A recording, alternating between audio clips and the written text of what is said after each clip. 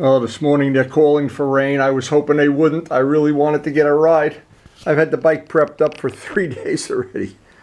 Well, you know what? The weatherman always wins.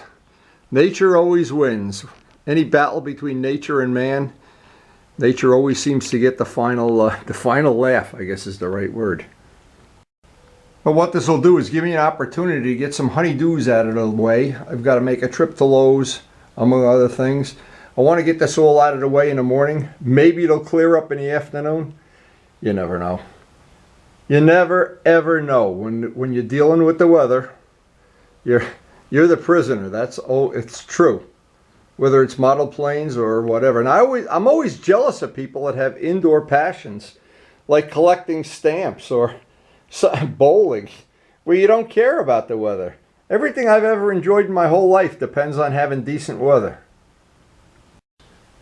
We really are, in our own way, prisoners of the weather. Whether you really want to go riding, or you want to go hang gliding, or gyrocoptering. Oh my God. Always a prisoner of the weather. Time to feed the fish. No, I guess that's not true if you're a fish. You're a prisoner of the water. Yeah, but it must be nice to have a passion for indoor activities. One thing nice about having a model railroad, I never had to worry if it was snowing out. I've got a nice pair of cardinals here. Oh, they're hiding behind there. All the seeds that fall out of the feeder here, they come and get. You think they're happy that I feed them? We even have the cardinals come up to the feeder every once in a while. I always wait to the end to feed myself. Does that mean I'm a good guy or what? That cup, when that cup is filled with that coffee and then it's in my stomach, I'll be ready to go. I think we're going to do the Lowe's. We're going to do all the errands first and then work on Vlad's parts. So it's no secret what the honey-do list includes today. Every honey-do list includes a trip to the Lowe's plant department. Lowe's is getting rich off us this year. So today I'm looking at how these parts dried up. Now this resin that we use, this structural resin, is like glass. It is so strong, it's unbelievable. Now there's no way, the only realistic way of trimming this down is with a power sander or by hand. You just can't do it any other way. So what I'm going to do, I'm going to go outside and do it because it's going to make a tremendous amount of dust. Then I have to Dremel, center these holes, Dremel them anyway. You never want to take a drill and drill into carbon fiber. You always want to burn your way through, either with a Dremel tool or with a reamer or something. If you take an ordinary drill that's made from metal and you go to drill, it'll catch right at the very edge and could damage the part. So the first thing is, I'm going to look at this, is dried up, just absolutely bulletproof. So I feel confident that we've got the repair structural part of this under control. So now to get outside, get the power sander and dress this off, that should be relatively easy. And the good news is I won't make any dust in the shop.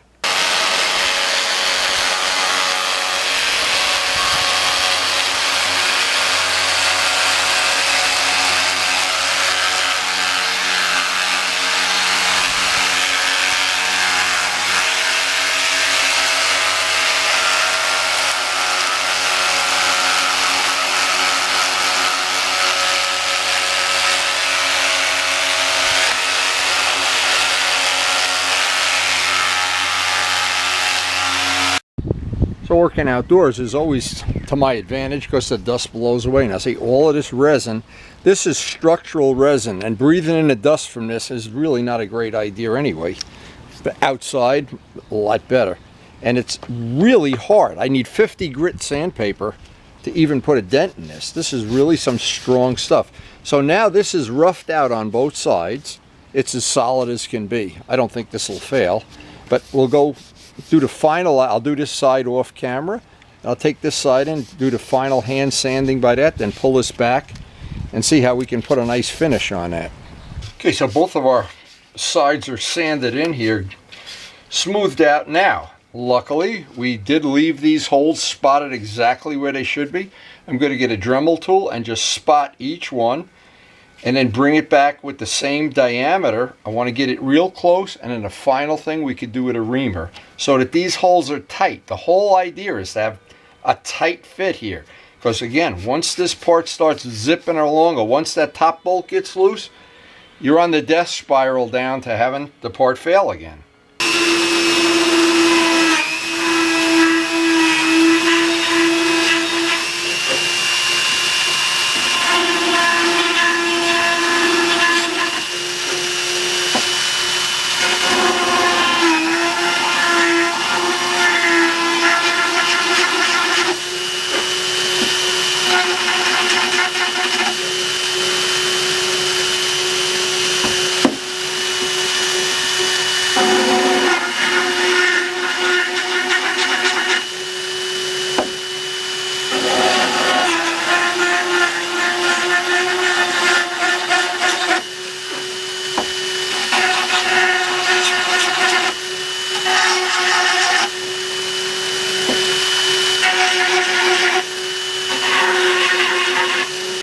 Now with the holes drilled, I pulled the back masking off, and I want to make this edge as nice as possible.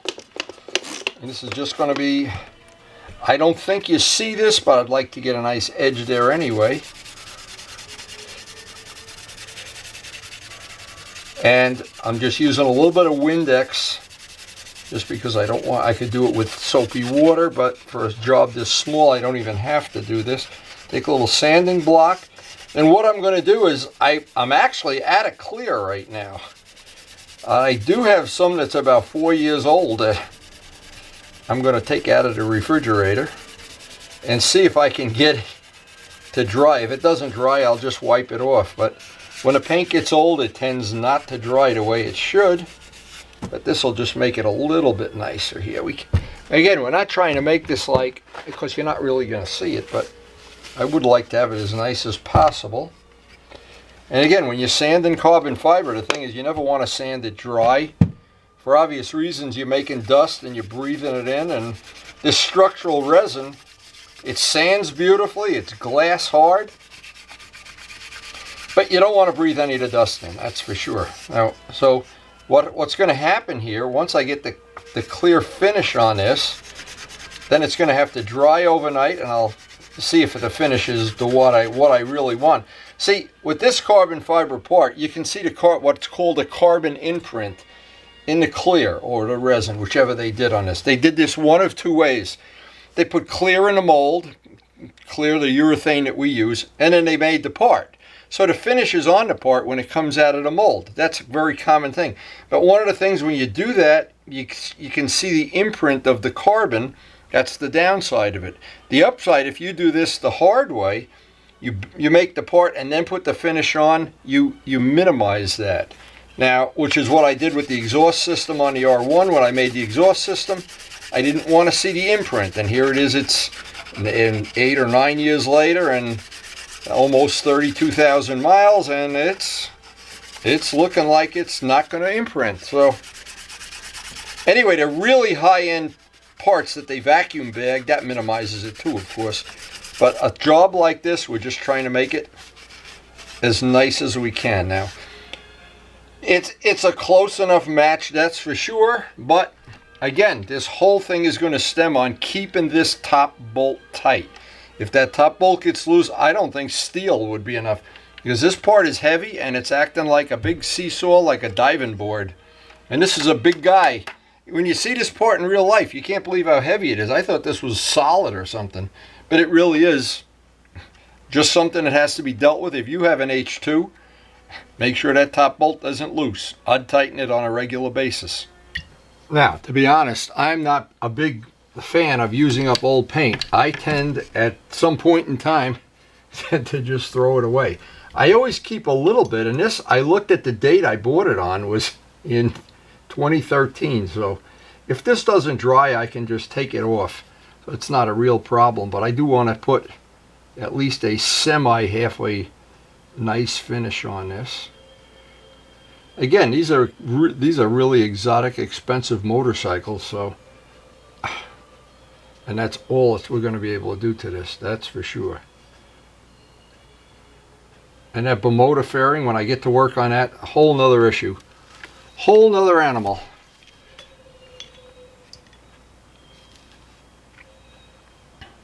But I think this part is in the bank, and I will let Vlad know he can pick this up in case he wants to ride this bike. We're coming up on the heart of the riding season here, so.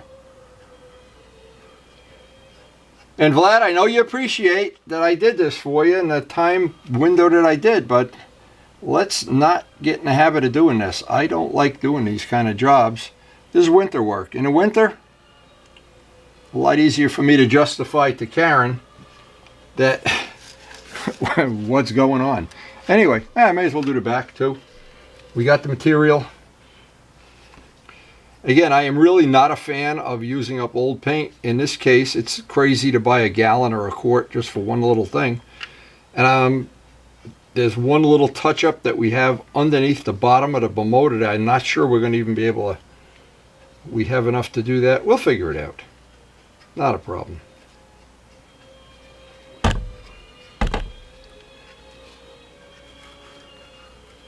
Alright, so we're going to let that dry. And that's the end of it. So I hope you enjoyed the video. And we're going to work on that Bermuda fairing the next time we get a chance. I think this one will be totally usable right now. And let's hope Vlad doesn't have any more issues. Well, anyway. Exotic bikes, a lot of fun, but there's things about them that aren't fun at all. That's for sure. Like exotic women are the same way, I know. Anyway, that's why I love Karen. Anyway, I do hope you enjoyed the video, and thanks for watching.